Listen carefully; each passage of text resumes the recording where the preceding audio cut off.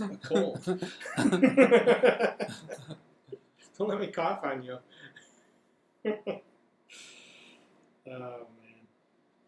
Okay, cool. So it looks like we're finally live, which is painful because this should have started a while ago. Okay, sorry about anybody that was waiting on the stream to actually start. Definitely having some technical difficulties over here, but I think we're just gonna go ahead and live stream like normal. I was trying to set up an event, but whatever, that didn't work. So I'm here with Kevin Revolinski. He is a author, beer drinker, and a traveler, which may not be in that order, right?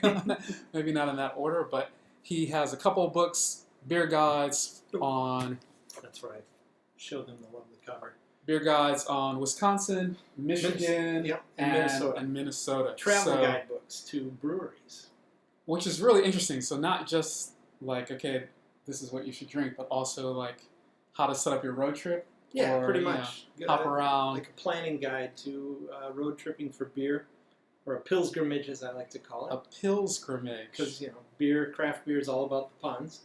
And it gets you to the places, tells you, the history of them, kind of when they open, what they're making there, and whether they have food, tours, that sort of thing. But also there's sort of a passport feature, because I'm a traveler, right? Okay. So in the back you get your book signed when you go to visit, and it corresponds to free beer offers at many of them. Oh, cool. So, yeah, that's kind of the selling point. And then every Cool. 2 years when I update it and add another 40 or 50 breweries to it, people go out and buy a second copy. Not a bad gig. What is special about these states? Like, is there something going on that we should know? Like, is it just craft beer central or what? Well, a lot of what you hear coming out of the States, if you're not in the States, is that the craft beer is all on the West Coast or maybe, New York.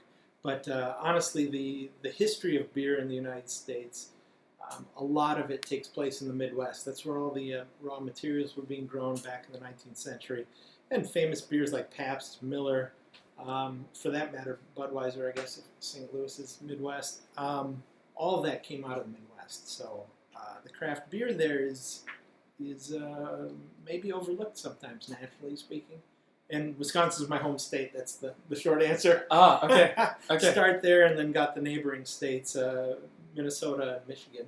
Okay. Wisconsin's got 130 breweries now. Michigan's got over 200. Minnesota just crossed the 100 line in the last year, so Okay. that's a lot of brewers. Awesome.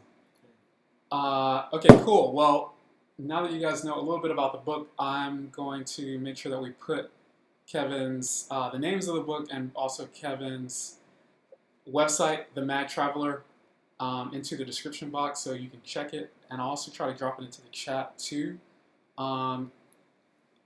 Wisconsin, Michigan, Minnesota. How did you end up in Thailand?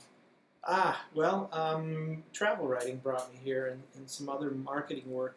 My first trip to Thailand was back in 2006, and I met my wife on that trip. Okay. So then, we got married in 2009, late 2009. So work and travel has been bringing me here ever since then, and then, of course, I had that added incentive of, a wife that is from here originally. Small incentive. Yeah. Details. But we'd come back and stay with the family, visit the family, and I'd do other work and use this as a home base to explore the rest of Asia. So it works out quite nicely for me because travel writers have trouble getting to places, based on how much amazing money they make doing travel writing. It's best to try to lump things together like that. So. All right, tell us about cool beer in Asia. And I know we definitely want to talk about Bangkok specifically. Sure, yeah. But is there anywhere in the region that you're excited about or would recommend to people? That I'm excited about. In terms of beer? Japan, for sure. I think that's the first one that comes to mind. There's I've been going there about 8 years now, and I started out going to a place called Popeye in Tokyo. It's a bar that has, it's a beer bar. It has 72 craft beers on tap.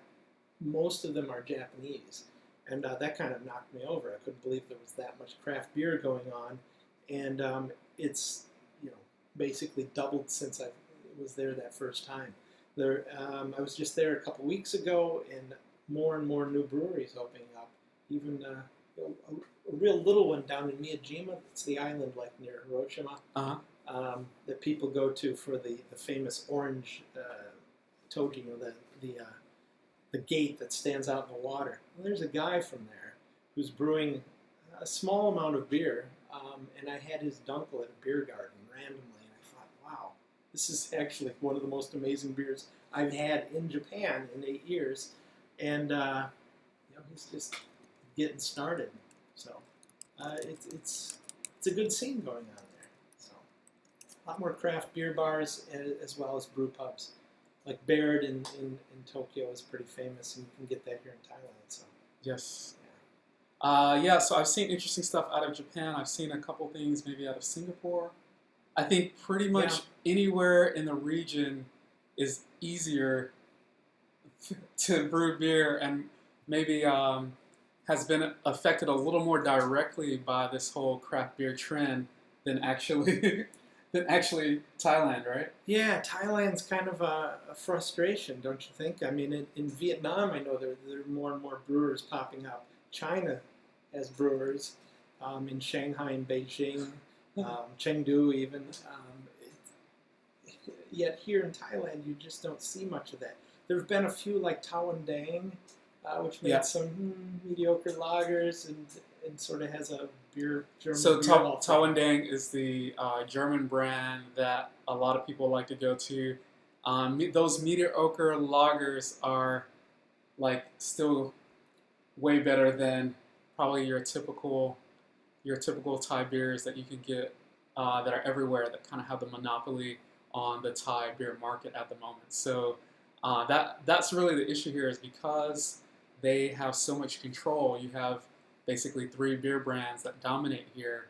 The result is that they've made these laws that make it really difficult, well, almost impossible, illegal, to actually brew your own beer. So you can brew beer in a restaurant. You can get a license to brew beer, but you can't actually bottle that beer unless your volume is so high, and all of these different regulations. So that means that anyone producing, any of the real Thai craft beer producers are actually doing it illegally, hoping that they don't get caught, or they don't get underground beer. arrested. That's what they're calling it. And that beer.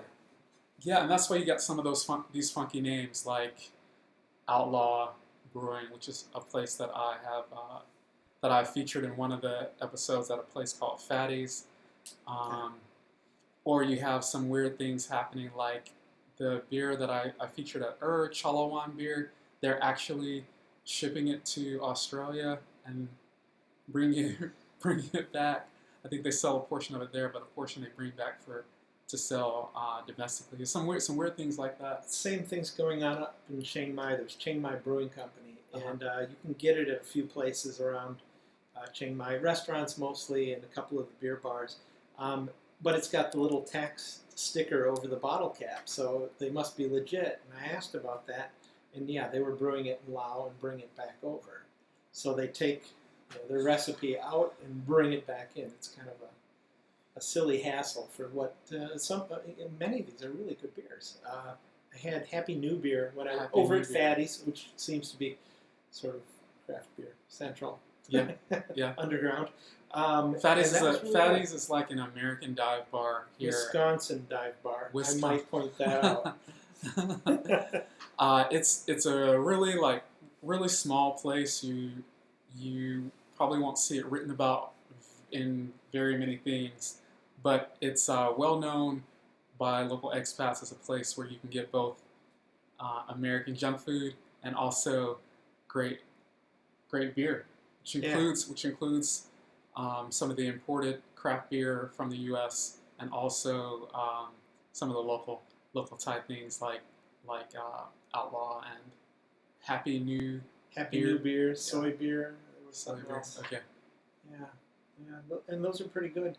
I've had some on draft actually Okay. out at the train market. I keep forgetting the name. The Rofi Market. Rofi Market. Yeah. There you go.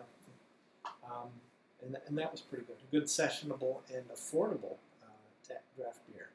How much did you pay? It was something like 130 baht, I think. And, Okay. and then we had, it was a special buy two, get one free. And the free one was a bit smaller than the normal, but it was nevertheless a pretty good price for a decent craft beer. So the ones that I've seen have been about 140 to 200 baht or so, which is maybe about $100 baht, or maybe about $3 cheaper than a nice imported craft beer, which isn't, unfortunately, if you like to drink a nice beer, it actually is expensive. Oh yeah. Yeah, which is a little bit disappointing if you're living here on a Thai budget. So, yes. So okay, you have these bars. It is a little bit cheaper than the imported stuff.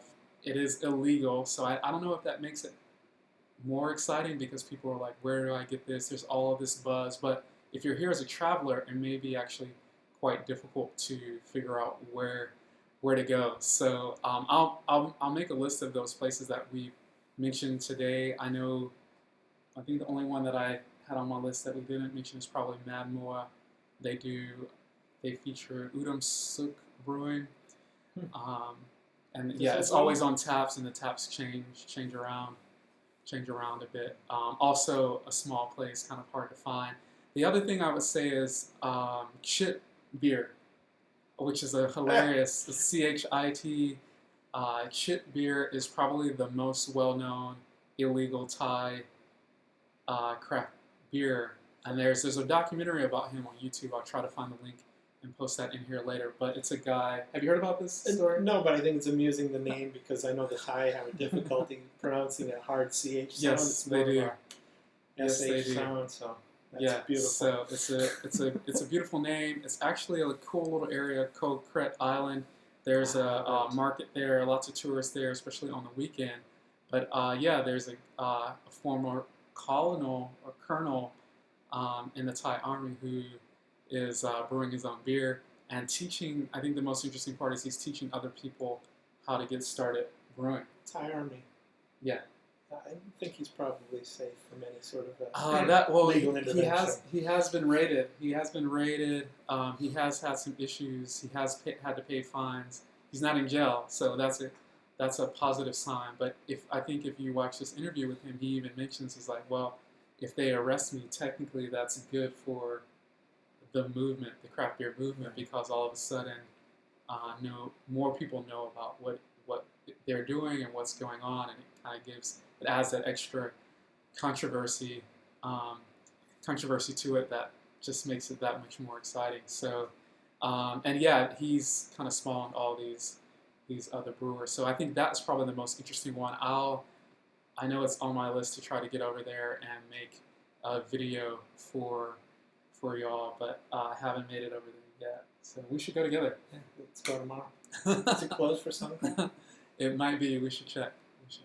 Happy Thai New Year, by the way. Yeah, happy Thai New Year, guys, if you're watching. Yes, Danny, this is live.